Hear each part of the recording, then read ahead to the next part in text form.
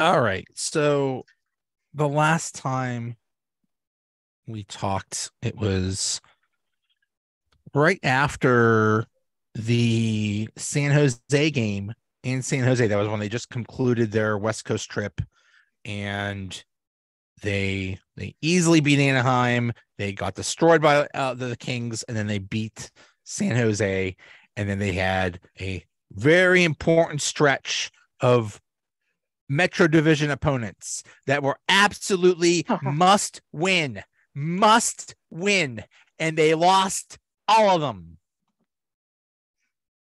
And they almost all of them, except for the New Jersey game, it was the same thing. Playing well for like 20, 40 minutes, and then the last period, giving up leads, playing like crap. At least there's some consistency there. And Angie, what's going on? What's happening with these people? I have to say, after every game, I am astonished at how much I think the Penguins still believe everything's going to be okay. And I wonder if it strikes me that I feel like that's what might be going on. I feel like they play those 20, 40 minutes and the letdowns occur because this is just a team that is used to things working out one way or another.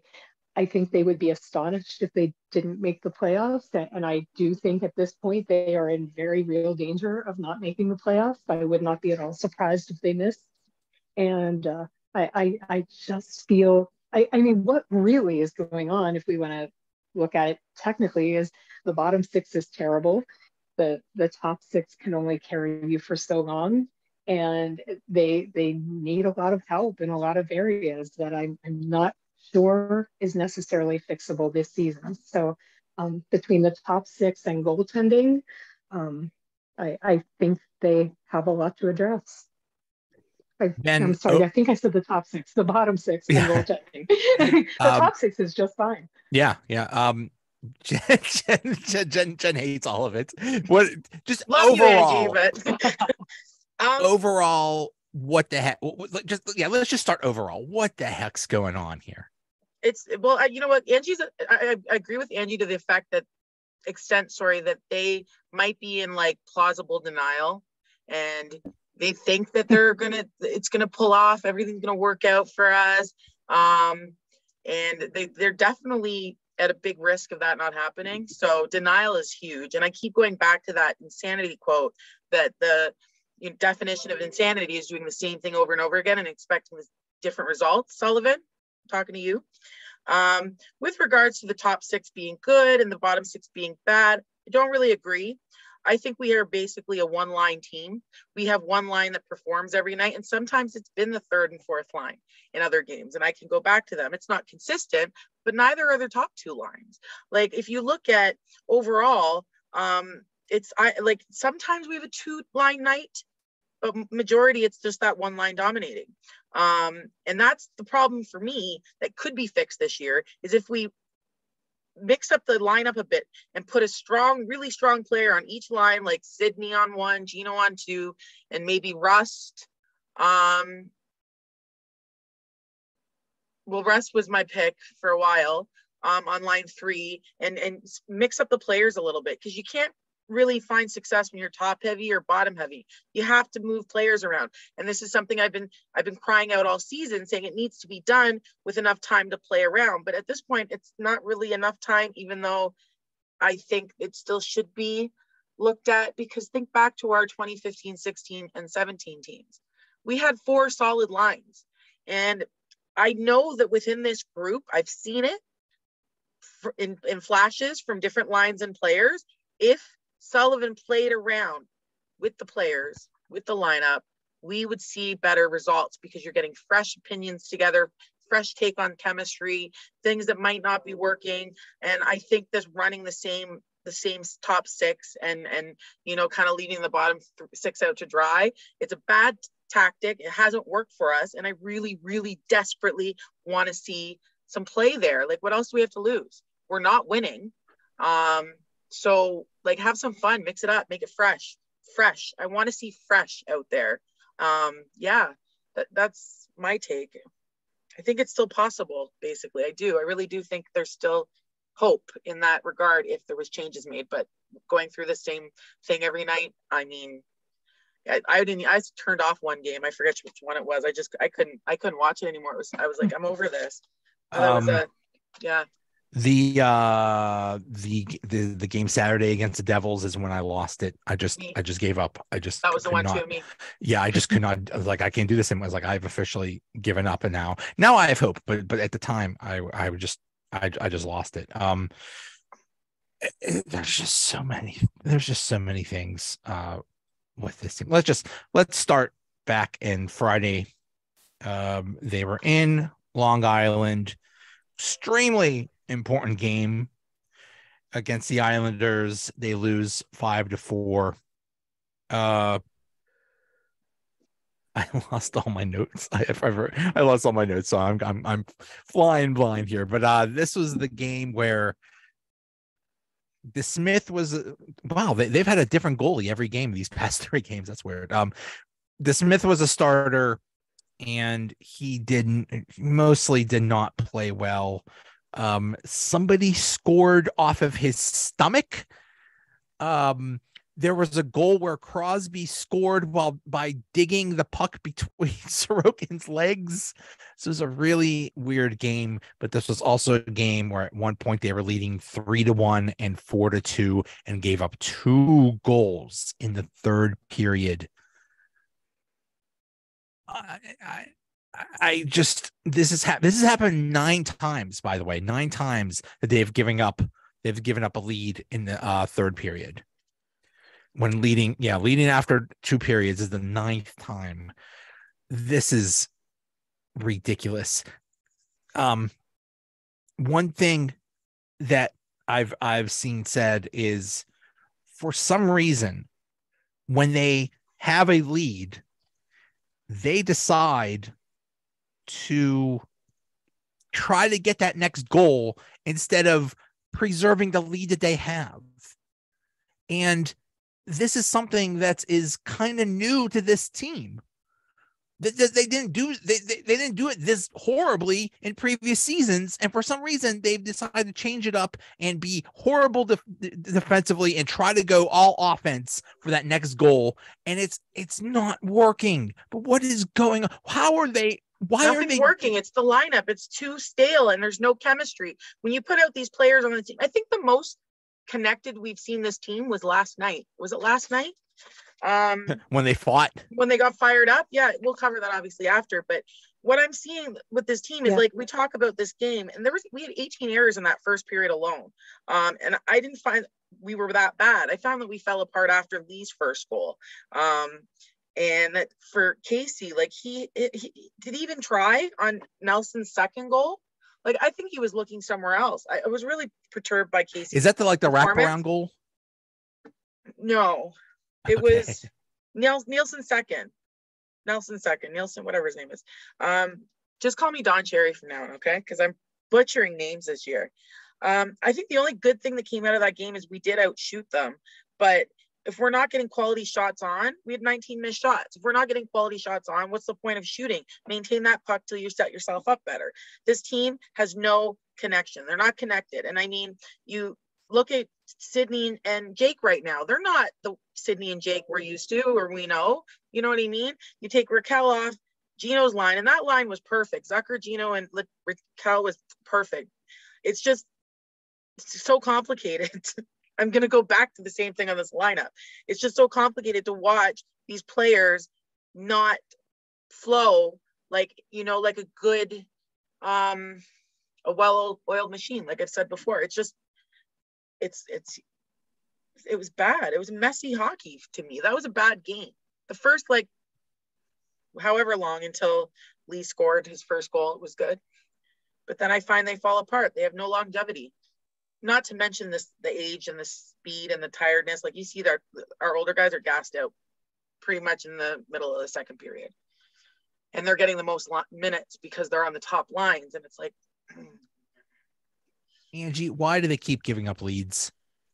Yeah, I agree with with that. I do think part of it is because they are gassed out. Last night, I noticed that that third line, the Jeff Carter line, was there was a point sort of by mid-game that they were seeing a really big difference in ice time between the first and second lines. And then when you started looking at the bottom two lines, and you just kind of started shaking your head thinking, okay, this is going to go south on them at any time. And you're going to start seeing those lines tire out. So I think there is an element of that where you have the more veteran players on those lines that you're leaning on pretty heavily. So this is something that has not been the case with that team in the past. And you've seen them coming from behind as opposed to what they're doing now, but coming from ahead to lose. And I just think the reliability from those bottom two lines not being consistent enough has really been a problem. You know, not only do you not have, not only has the Carter line been a problem, you know, and a well-documented problem, but you can add Teddy Bluger to that now, who has been so solid in the past. You know, that's a player whose line has traditionally been a line that you can really rely on to, you know, stand up for you defensively against the other team's top lines. He hasn't really been that player this year, so he's not contributing offensively at all. Last night he had an amazing opportunity with the puck on his stick. He's coming in alone, and when he didn't score on it, somebody sitting up next to me in the press box said he may never score again, and I just kind of chuckled at that because it was one of those types of plays that if you can't score on that, you know, I'm not sure what hope there is here. So, was that the breakaway or was that something else? No, it was the breakaway. Okay. Yeah, he's just in on his own with every opportunity. And I understand you're against one of the league's best goalies in Ilya Sorokin, but come on. I mean, it's just you gotta eventually something's got to go in for you. So I think when you have players that you can't rely on in that bottom six, that's just really a problem. You have Brock McGinn, who has gotten not just not a goal, but not a single point in 23 games. How do you not even get a secondary assist at any point in 23 games? How is he dressed? Yeah, well, how is he dressed? Well, yeah, I mean that's the thing. So you're not dressing like, for instance, Stanton Heinen, who is also, I think, has scored something like 2 goals in 37 games or something like that. So also not really. But he's been better. He's been better in other areas. Yeah, absolutely. I would, at this point, I'm sorry, McGinn's got to be scratched, and you've got to go with somebody like Heinen, who has given you at least something. So yeah, I mean, there's no accountability. There's no accountability whatsoever. It's just like, okay, you're not producing, and you know there's going to be no ramifications whatsoever. So why not? This is why the lines need to be changed. Like, you don't need to focus all your top guns on the top two lines. And also the coach. Well, that's our biggest problem, I think.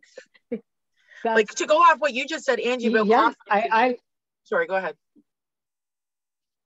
No, I was just going to say I've never felt that in his tenure here, but I think the overall stubbornness that we're starting to see from the coach is starting to ego settled. He's starting to feel very well. You know, it's one of those situations where, you know, people complained about Dan Bilesman not being willing to make the changes, and you know, he's just keeps doing the same thing and nothing, you know, and for so long I didn't think that was the case with Sullivan, and now you're seeing it. And I think after so long, you know, sometimes maybe you need the fresh voice. So not sure you'd see that during a season, and I would have never thought you could have seen it at this point, but yeah,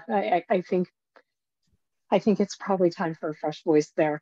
Yeah, this is why NHL coaches, I think their average tenure is like 2 years, 3 years or something like that. I don't care how good you are, eventually it stops working. This is a feelings league team. This is all about feelings. Like, we were so successful 27 years ago with this group, so now we got to keep it going. Like, the coaches even on this, like they're drinking some spicy water or something to have them thinking this, because the product isn't there. What we're looking at isn't there. Speaking of feelings, what did Danton Heinen do to hurt Sullivan's feelings? What did he, was there like a bad Christmas present exchange or something like that? I mean, it's either Heinen is in the doghouse or I don't know. I don't know, because Brock McGinn does not deserve to be in the lineup. I don't care if he kills penalties. That's not good enough reason. That's the most insane thing about that to me is literally the only reason. It's just okay. Well, we see another purpose that somebody like McGinn brings, and Heinen we see as a one-dimensional scorer. And if he isn't scoring, he's not giving us anything else. So that's why he's the pick. But I disagree with it. And when last night you have 47 shots on goal and you get all of 2 goals out of that, I think you have to start looking at your scoring. Yeah, you're going to get on the goaltending and say that Tristan Jarry wasn't good enough in his return and allowed 2 bad goals. Yeah, you can make a case for that, but also 2 goals on 47 shots, unacceptable. So start looking at why can't you score? What is the shutdown line on this team? Answer: there is none. There's no defensive shutdown line on this team. You can't count on the third line or the fourth line to do that. I don't think you can. Like, it used to be the blue line, and it's not anymore. Superstars, but they're not there, guys. Like, they're not there. They're not pulling. Yeah.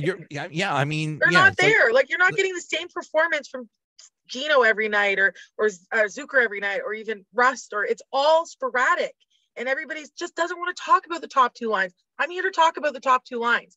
And they're not doing as much as they could, like as well as they could be, or they have been. And they're the ones that I see that are gassed out. And I'm watching Sidney cherry picking harder than he's ever in his career. He's getting all worked up, running into the refs, doing there's something so off with this whole dynamic here, whether it's something in the locker room. It's not Pittsburgh Penguin hockey. And now I came in late. I came in early 2015. But the team that I recognize is from a different planet in comparison to this. And I'm looking at most of the same players. It's like something's lost here. And I'm not going to stay heavy on the third and fourth line, because there's been some nights the third and fourth lines have carried us. And we have big nights. And those were the nights actually Heinen was in. I miss him, by the way. And he was my favorite player for other reasons. But for his, lack of mistakes, and he could have been worked on in his defensive play, but I don't know what Sullivan's doing over there in Cranberry these days. But it's all of them. It's all of them. I'm sorry, we brought back 2 big guns, and I mean, Tang is one of our messiest players. He plays with the most heart, but he's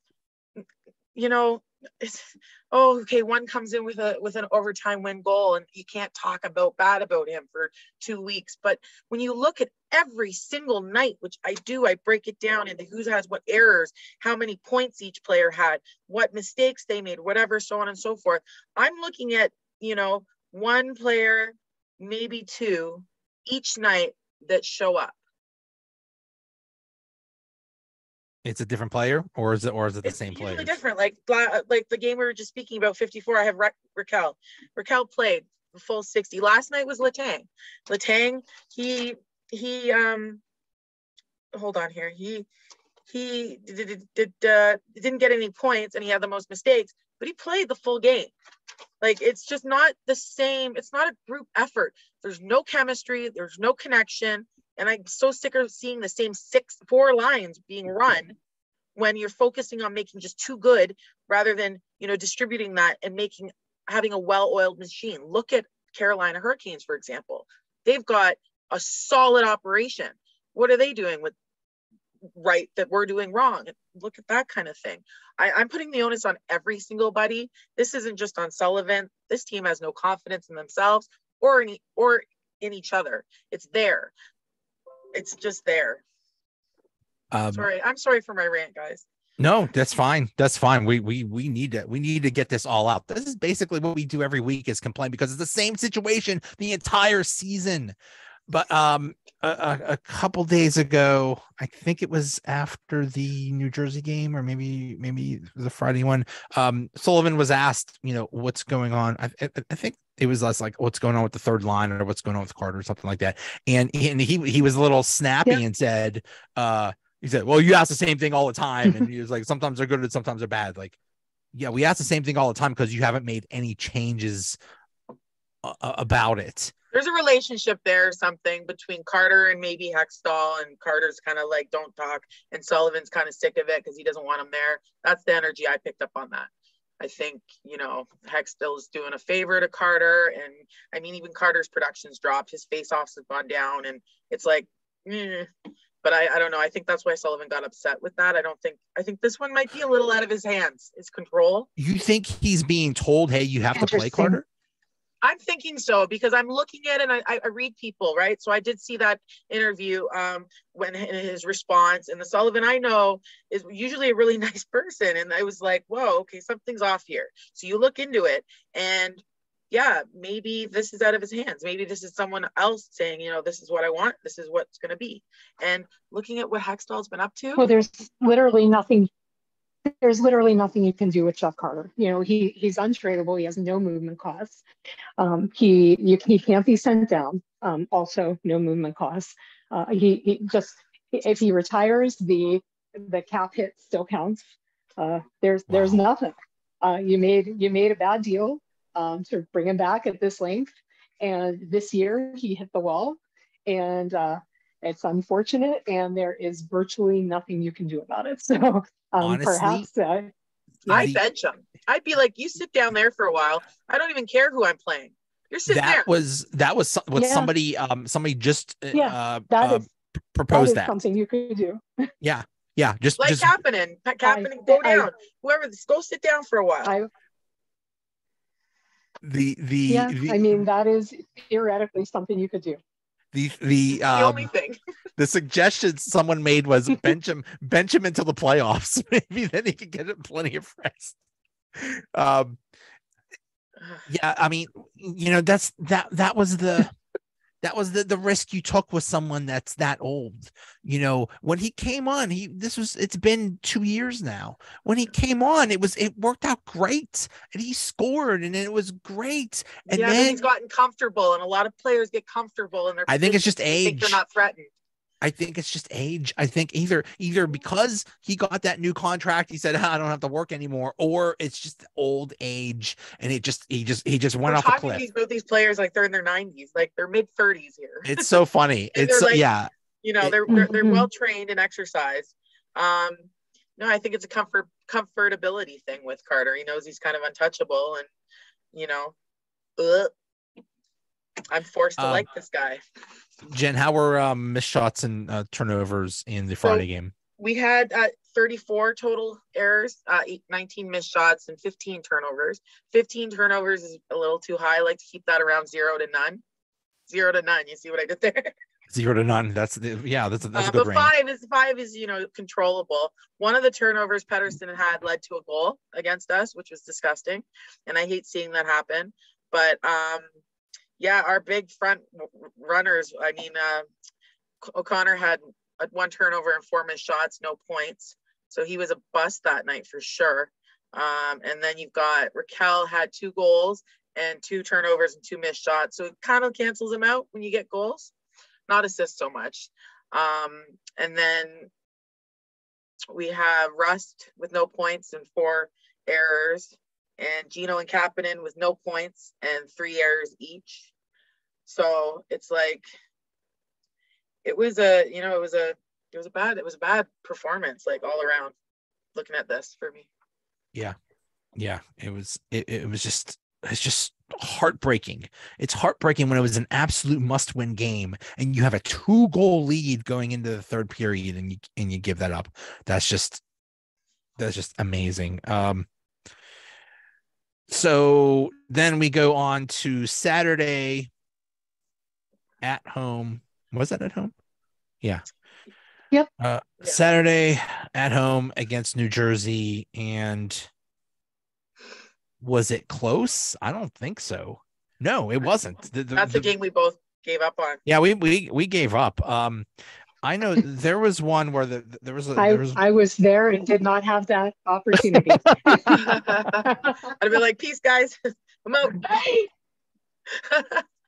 out. Go find some media snacks and go schmooze with some people. I would have been. I'm not. Yeah, My Angie, eyeballs can't take this. what's the snack situation in the press box? Do they feed you? in Toronto, so I can't speak to Pittsburgh's.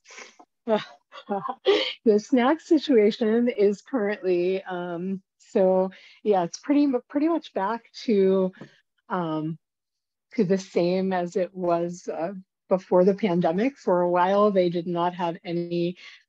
For a while, everything was packaged food that you could take, and now. Do you guys get like a big dinner spread before, like huge, like? Well, they banquet style, and everyone. They offer a dinner spread. It is you pay for it if you want the dinner spread. Not here. Yeah, I forget what the cost of it is. I never get it. I'm a vegetarian, and I always feel like it's not going to have enough for me to justify paying for it. So I'm gonna do something else for dinner before I go. Yeah. So, but up in the press box itself, it is. The only thing that I don't think has returned to the same exact way it was before the pandemic is that the goldfish crackers are still packaged. I used to get the goldfish crackers in a little cup, and now they are packaged. But they give you they put out hot pretzels, like soft pretzels, and like nachos with like a little thing of melted cheese, so you can. That's like the hot food available, and then everything else is kind of like popcorn, pretzels, stuff you would kind of take on a plate or cup. Fries is banging. Like nothing too elaborate, but I will usually grab a soft pretzel or two. Those are pretty good. There is currently construction going on around the arena that basically makes my gosh. It makes it very hard to get to the arena. It's so frustrating. Oh my goodness. It's like that city wasn't complicated enough with the bridges and the tunnels and the construction with those. It's like they're saying, please don't come to the game. Please, we're going to, if our team doesn't disappoint you, the traffic situation will make you angry. One or the other are going to make you angry about coming to this game. Not me. I usually stayed at the Cambria, so it was like you couldn't right next door. Yeah, right next door. 4 steps. There you go. There you go. On the bright side, it's fantastic. There is construction going on around the arena because it's been a very long time of waiting for that area to be built up. Since they built the new building, and it's been extremely frustrating to me that if you've been to other cities that have newer arenas and seen what the areas around them have done, it is very depressing to me that all these years this arena has been where it is now, and nothing, like no capitalizing on the proximity to all of this space to build just a sort of entertainment district where people can go and get something to eat and spend an evening out and just do things and capitalize on the opportunity that you have people there for sports events and concerts. Like you really have to work to find somewhere to go. So I find that extremely frustrating, and I'm really happy things are happening. But yeah, the current construction situation is a nightmare. What are they building anyway? I don't even know. I heard something about a concert thing, and there's definitely a concert venue being built over there, and there's a complex going with it. I assume there is going to be restaurants and entertainment and the types of things that go along with with a development like that. So I haven't seen all of the details, but yeah, I'm assuming it's finally happening, and they're building a proper entertainment. It's only taken what, 50 years. It's over 10 years. It is. It's crazy.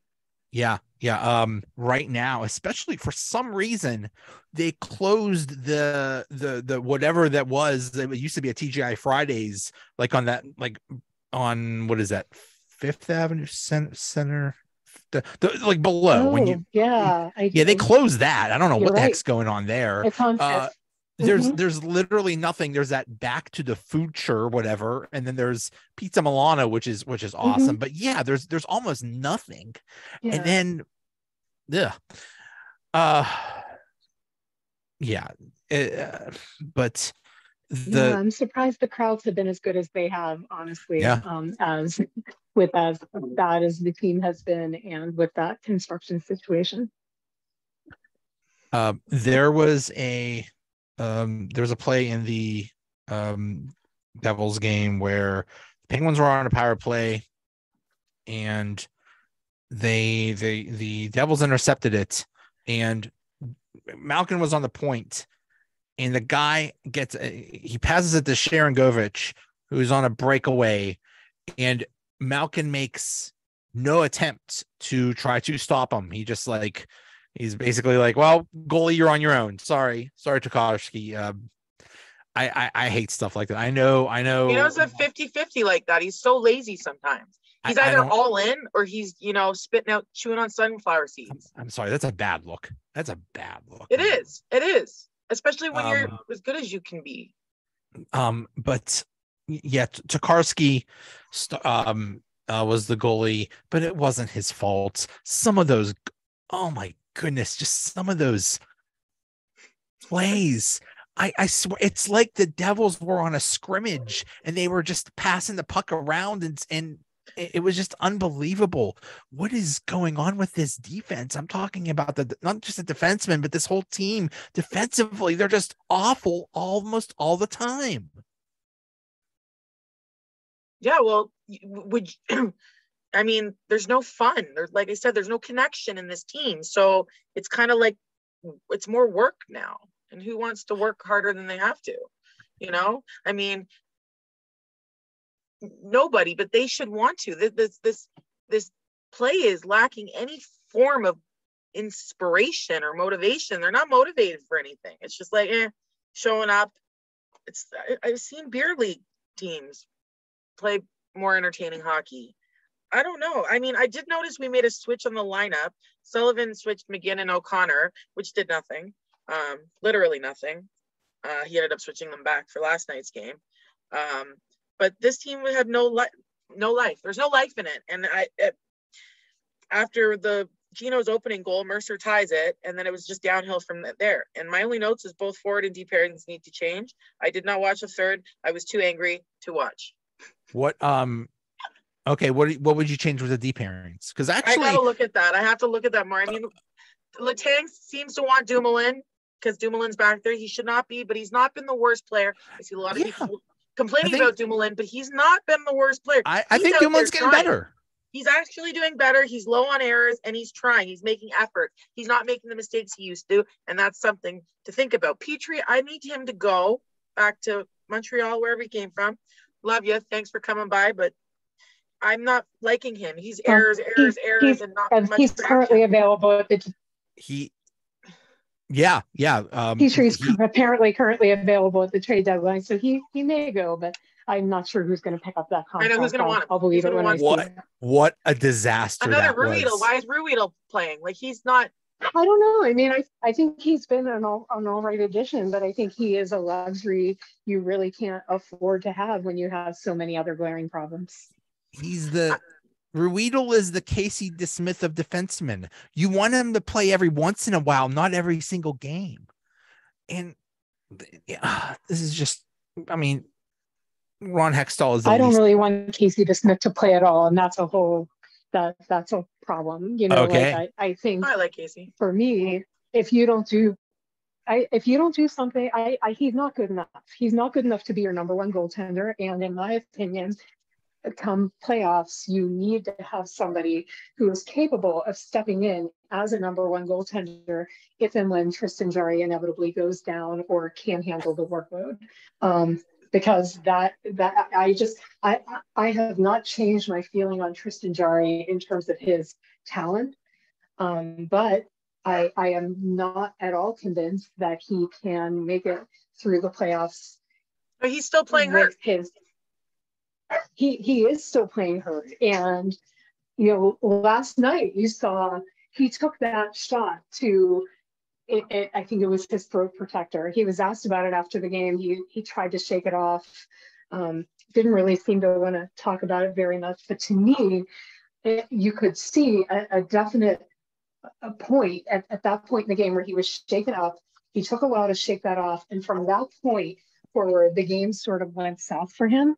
He basically cost him the game. Yeah. Well, yeah, we'll talk. Well, yeah, that was the last night's game, but yeah. No, sorry about that. Also to mention skipping ahead. In the Islanders game, we let up a shorthanded goal. When I'm sorry, I'm not used to three people. That's okay. Okay, well, yeah, I mean, there's not much to say about the Devils game, but what were missed shots and turnovers in the Devils game? 16 turnovers, 11 missed shots, 27 errors, and honestly, I mean, it was just a forgettable game. It was just like Patterson and Petrie both with 5 errors each. How's that for a deep pairing? And everyone else, that Gensel, he had no points and he had 3 missed shots. He was the third person, but the other 2, Gino and Letang, had 4 errors, but they also both had goals and an assist. But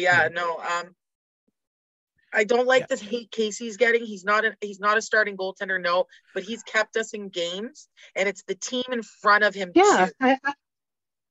It's really frustrating. I don't disagree with that. He can only take so much. He's not mentally there to be able to deal with the pressure of playing all the time. And I think Sullivan messed up not taking advantage of Tokarski more. Well, Jarry was out, but Casey has kept us in many, many games. He has, and you're right. The defense is just the team defensively just sucks, and almost any goalie cannot do well in this situation. But the entire goalie situation is a giant mess, and Jarry is not. He's not reliable. I think the Smith is miscast. Yes. Yeah, that's it, because I think when he's a good backup, number one goalie. Well, I think Jarry is a number one goalie in the NHL, if he is healthy and if he is on his game. And those are a lot of ifs. And so if either of those is not the case when the playoffs come, if the playoffs come, and you need someone to be able to step in and be a number one goalie, I think what you essentially need at this point in what the Penguins are dealing with is you need 1A and 1B. You can't have the clear, here's our starter and here's our backup. And, not trying to pile on Casey Smith in any way. I'm trying to, sort of make a case for him being miscast in a role of a 1B, which I just don't think he is. I don't think that's the goaltender he is. He's a 2. Think he's clearly a 2, and that is who he is as a goalie. He's a backup. And if you feel comfortable going into the playoffs and saying that's your guy, if and when that happens to Tristan Jarry, and saying I will put another year of Crosby and Malkin and Letang on that, as and feel comfortable with it, then you definitely are viewing it differently than I am, because I do not feel comfortable with that. And I feel like I need to see a 1B. And if Ron Hextall does anything at the deadline that does not involve trying to get that 1B, and there are some that are going to be available by all indications, I feel like don't bother doing anything. Right. Because that goaltending position is everything, and it has what has cost them in the last several playoff series directly. So do something about that position, or do nothing, because it doesn't matter. It's something that should have been addressed in the last offseason. I can't believe they brought back the same tandem. I can't believe they brought back that tandem. It's just like you said, that Jarry, for either being ineffective or hurt, has cost them the last couple playoff series. How do you not look at that and say, he's not reliable. We're just going to run with him. We're just going to keep the same situation. How do you not get a better goaltender? And yeah, if they don't get one at the trade deadline, don't even bother, because we really don't know whether Jarry will be able to. It would not surprise me at all if the next game they said, "Oh, Jarry's not available. He's hurt again." It would not surprise me one bit. When they announced on Monday afternoon, Jarry is going to start, I completely expected by Monday evening them to say, something happened. He's not playing. He's not day to day. He's hour to hour. Minute to minute. He's minute to minute. Yeah. That's yeah. I'm just concerned that he is, I don't think he's going to be 100% at any point this season. I think he is still playing through something. Clearly he has a primary injury that was already the case. He tried to play through it. I think he incurred some secondary injury or injuries on top of that from trying to compensate for the primary injury. So I just think you're dealing with a goalie that you can't count on to be healthy for you for a playoff run. And going into a run like that with the idea that he is going to be available for you and relying on that as a fact, I think is a huge mistake. Yeah.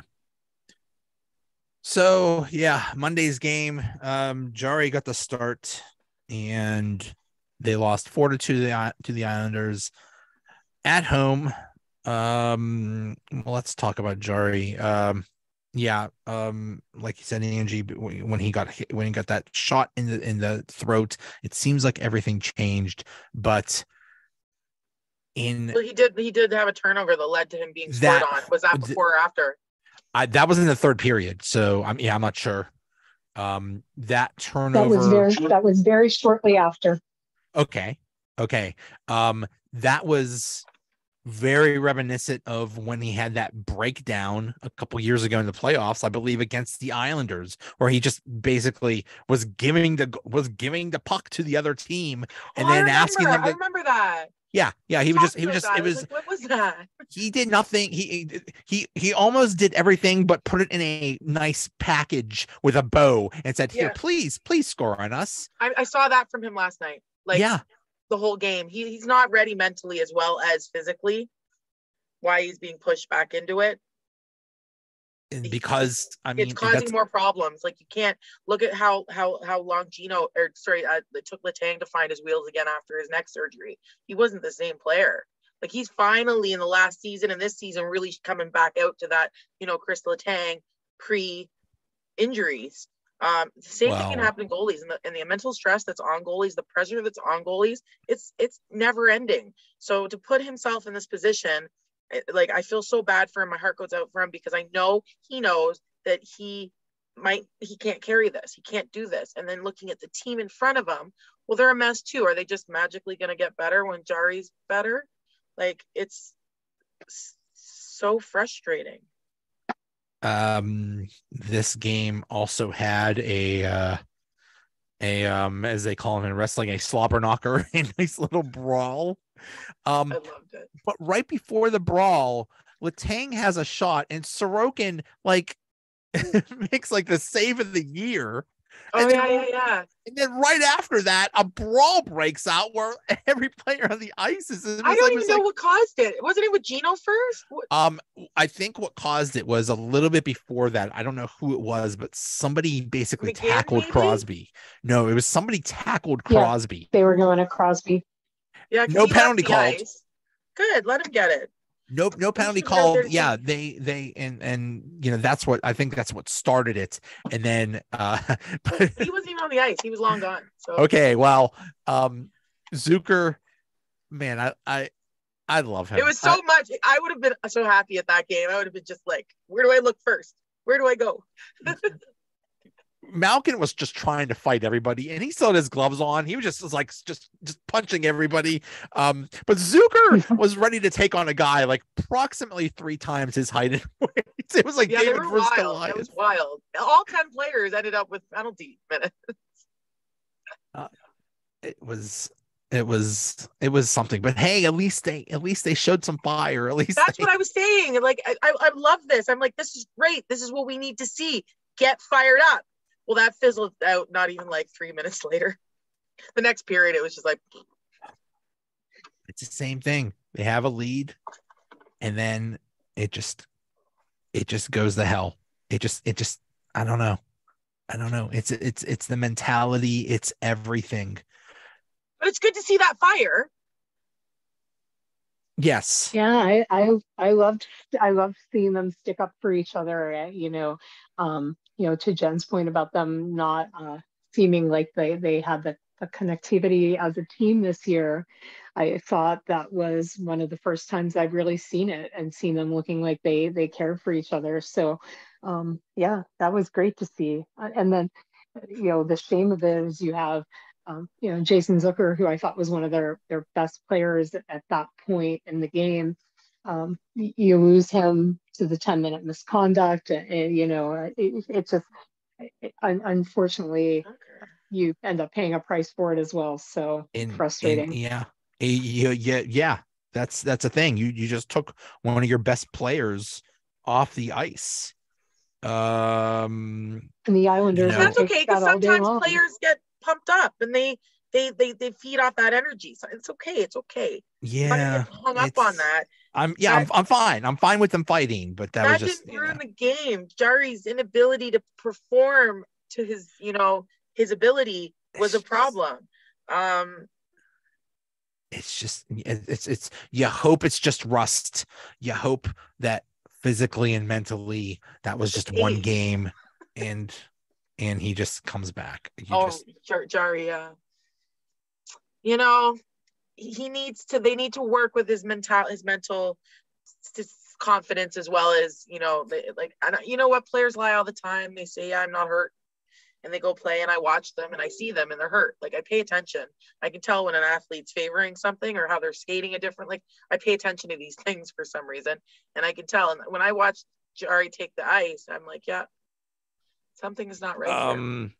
He is he's in a contract year. He's in his final year of a contract, and at this point, if he has another mental breakdown or even a physical breakdown, why would anybody want to pay him anything? I mean, if he has the potential to be a top 10 goalie in the NHL, if he balls out the rest of the season and is healthy and stands on his head and then has a good playoffs, if they make the playoffs, he's going to get a huge contract. But if he's hurt all the time, or if he's just giving games away, who wants somebody like that? You're talking about between millions of dollars that he could be thrown away if he stinks yet again. Injury brings on fear. It's frustrating to me. Go ahead. Yeah. No, yeah, I think you're right. And I think it's frustrating to me I feel bad for him as a player. I do agree that he has potential to have that high of a ceiling as an NHL goalie. And I think, unfortunately, for both him and the Penguins, I don't think we're going to have an opportunity to see that this season. I don't think he's going to be fully well by the end of the season. I think he is still going to be working to get over whatever he's working to get over. And reports were that the primary injury was a hip injury, which is all kinds of mobility problems for a goaltender. That is a huge concern. I don't know how you recover from that, trying to play through a season. And it concerns me that, at this point, he can play to his top of his potential for the remainder of the season, and or if they get into the playoffs. And honestly, regardless of what they do at the deadline, I don't see this team making a long run, because I just don't think they can fix that much to go up against some of the powerhouse teams in the East. I just don't know what you do at that point, because if I were the Penguins, I might offer Jarry, because they don't really have a plan B at this point, for what they would do to replace their franchise goaltender, who they assumed was Jarry. So what do you do? I couldn't in good conscience throw another long-term deal at him without him having proven himself at this point. What do you do? Offer him 1 year? Some other team will probably come along and offer him more. And in Right. that case, he walks, and then what? What do you do? Yeah. Yeah, you seem like you were going to say something about that, Jen. Do you have a thought on what plan B could be for them? Because boy, I think they've got to figure out what plan B is. I don't know. Yeah, there is no plan B, and that's the problem. Is there's no prospects down in the minors that could be good. Nobody ready. Yeah. And you know, it's funny. The talk is, well, we don't know what Ron Hextall's gonna do, or he's done nothing. Ron Hextall doesn't know what Ron Hextall's gonna do.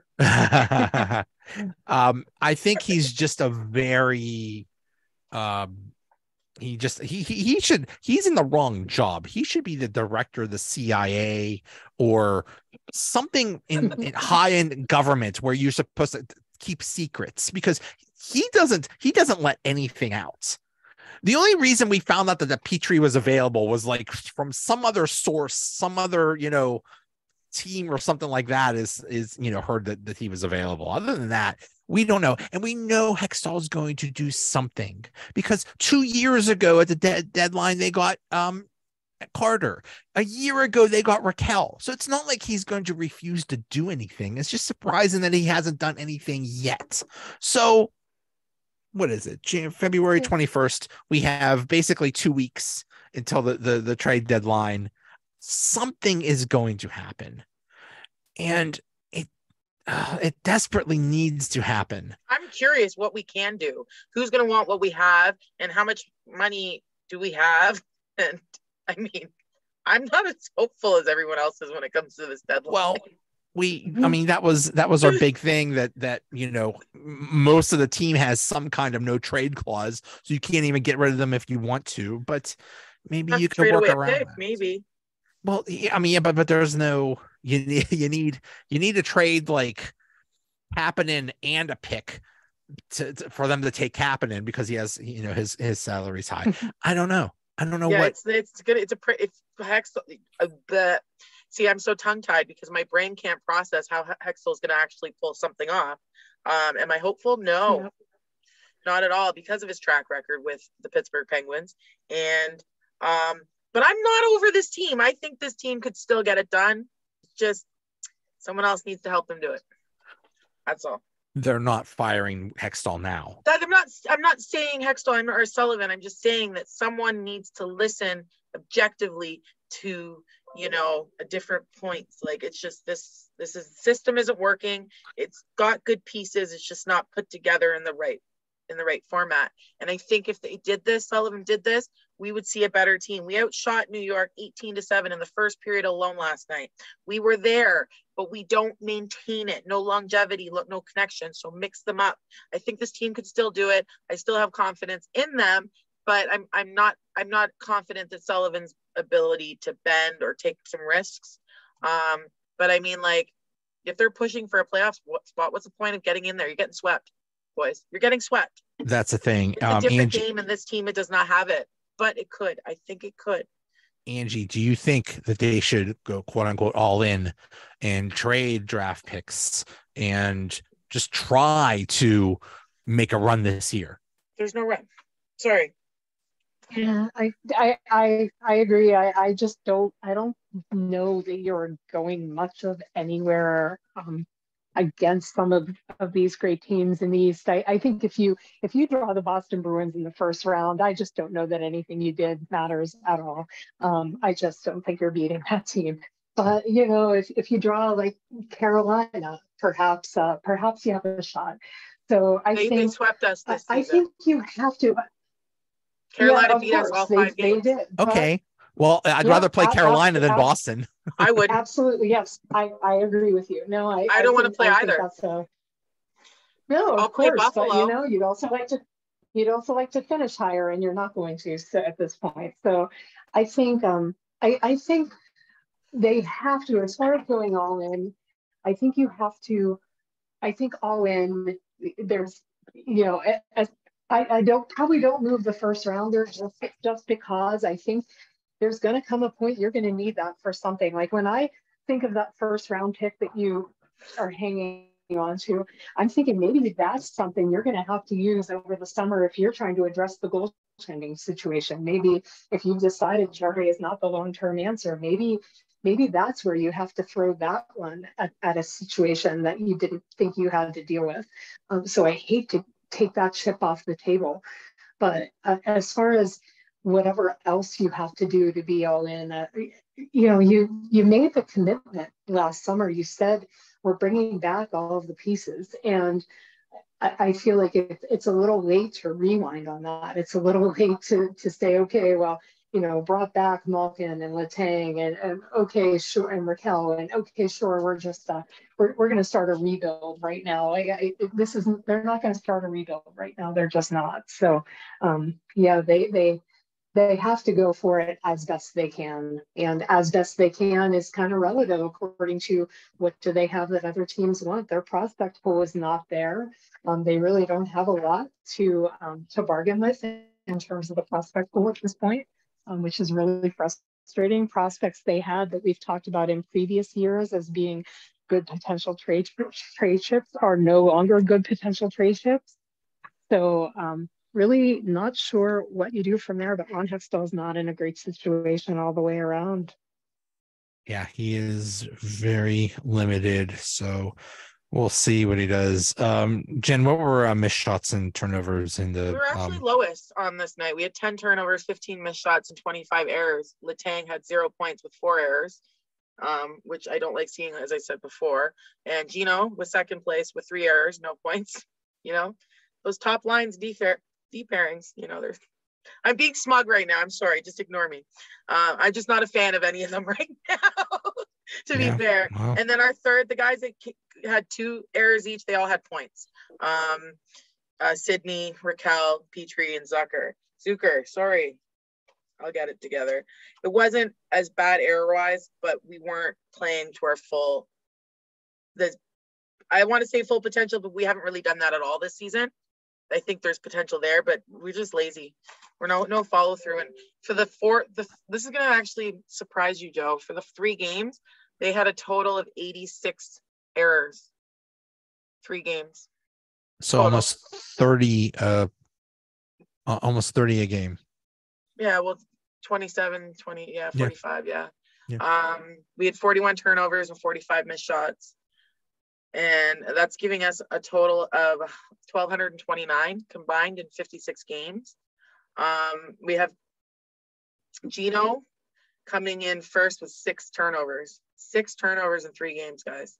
And Pettersson with 4, and Raquel with 4. And then you've got Gensel, Carter, Kapanen, and Letang, and Petrie coming in with 3 in a game. That's a lot. Like these are your better players, and Raquel, Gensel, and Gino, Letang. As for missed shots, you've got Letang in first with 5 missed shots. I think what I find with Letang lately, he's not been sloppy, but he's been a little rushed. I think sometimes he can take a second or half a second. This game is like inches, it's all about time, seconds and inches. And he needs to kind of learn to control that a little better. I know he can, but it just wasn't his week. And then we've got O'Connor, Rust, and Gino, and Petrie with 4 missed shots in the 3 games. And then Raquel, Zucker, and Jake with 3 each. And these are all our big boys, right? We're the ones getting paid the most, that are getting those top minutes and that aren't earning it. So if you're not getting points and you're making errors, I don't want to see them getting as much airtime, ice time. This is a problem. We protect these players, we cater to them, and they don't feel that they need to push more than they're worth. If this was my team, these players, I'd be getting the best out of all these players. I know what they're capable of, and I'm sick of seeing this every single night. It's like they don't care. And, I don't know what's going on with Sullivan. I did check basically the ice time that Crosby and Malkin have been getting, and most of the stars are about the same as last year. They're averaging about 20 minutes a game. So it's not like they're being, thrown out there too much. It just seems like it. It just seems like they're carrying the weight because the third line and the fourth line isn't doing diddly squats. And I have hope. I have hope that Jarry is going to turn it around and he's going to be a number one goalie. And I have hope that Hextall is going to do something, because I can't believe that they look at this team and say it's good enough. They haven't won a division game since December 20th. Yeah. It's almost been 2 months since they've won a Metro Division game. And that's arguably one of the best divisions in the league. This is also the latest that they've been out of a playoff spot since Crosby's rookie year. There's no way that they could look at this team and say, yeah, we're good. Let's just stay the course. There's no way. It looks good on them. If they're not willing to do what's needed to win, this is the outcome. This is what you look like. This is what you got. And I know a lot of people say Pens fans are spoiled. Steelers fans, they've got a lot of championships in that city. Who cares? We want more. Is that selfish? Sure. But this is what it's about. We want to win. We want to win. And we're watching a team fall apart that has, the feel goods there from the prior years and still the potential to be good, but just like, yeah. What is going on, Joe? I just have hope. I have hope. What do you think, Angie? For me, you don't reassemble this lineup. You just don't reassemble this lineup without that being the stated intention is to try to contend again. And, I assume that's what Fenway Sports Group is thinking. We don't hear from them at all. So I guess we have to make an assumption of what they're thinking. But I assume they bought the team with the hope that they would be contenders. And by bringing back all of those big guns, I assume that is what the goal is. But that's a whole other topic of how the ownership has been completely absentee and confusing. But yeah, I think it's pretty clear that the mandate is the same, and the mandate is to try to win by signing those players. So I feel like they clearly have to go for it. Obviously, with over 30 teams in the league, only one team wins every year. It's not always going to be the Penguins. Penguins fans may need to wrap their heads around that sooner than later. It might be sooner. We might be at that point, of the evolution of, it happens to every team that contends and has a good run. You see how long it took Detroit to dig out from the many years of, it happens to every team, and that just might be where they are right now. It might be happening, but yeah, you don't bring back all those players without the intention to try to contend. So I expect they will try to contend. I expect Hextall will try to do something. The last two trade line additions, he made impactful moves. Carter was impactful 2 deadlines ago. At the time. Raquel's been a great move. Yeah, Raquel was a home run in my view. Fit great with the team, was able to be retained, so it wasn't just a rental. So yeah, I think he's done good things at the deadline. What he's done in the off season, you can debate, but the deadlines he's done a good job. So see what happens. I don't feel good, but I'm still having hope. It's a good way to be. It's a good way to live, Joe. Yes. I'm like that too. I'm also quite hopeful. All right, guys. Thanks so much. Always love talking to you guys. Thanks for coming on. Okay. Bye, guys. Take care, guys. See you.